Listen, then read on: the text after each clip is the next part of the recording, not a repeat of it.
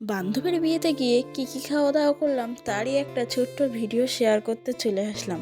আশা করি আপনারা খুব ভালো আছেন আর আমিও খুব ভালো আছি। বান্ধবীর বিয়ে বলে কথা, একটু তো স্পেশাল থাকবেই। তো চলুন ভিডিওটা শুরু করা যাক। প্রথমে ছিল বাটার ফিশ ফ্রাই আর তার সাথে ছিল পুদিনার চাটনি। খেতে কিন্তু খুব দারুণ ছিল। তারপরের মেনু ছিল বাঙালির প্রিয় খাদ্য সাদা ভাত আর তার সাথে ভেজ ডাল আর পটেটো ফিঙ্গার।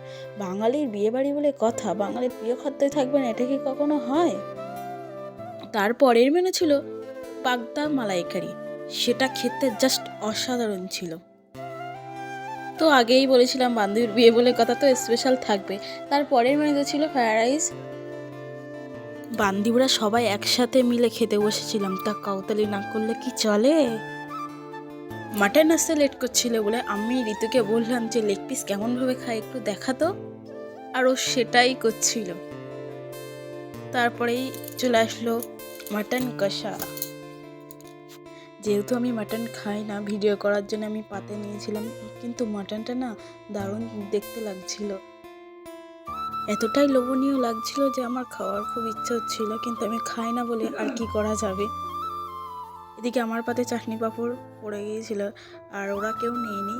মাটন আবার চেয়ে নিয়েছিল, তার আমি ওদেরকে যা করতে বলছিলাম ওরা তাই করছিল। তারপরেই চলে আসলো মালাই চমচম, তারপরেই ছিল রসগোল্লা, লাস্টে ছিল আইসক্রিম হজমোলা।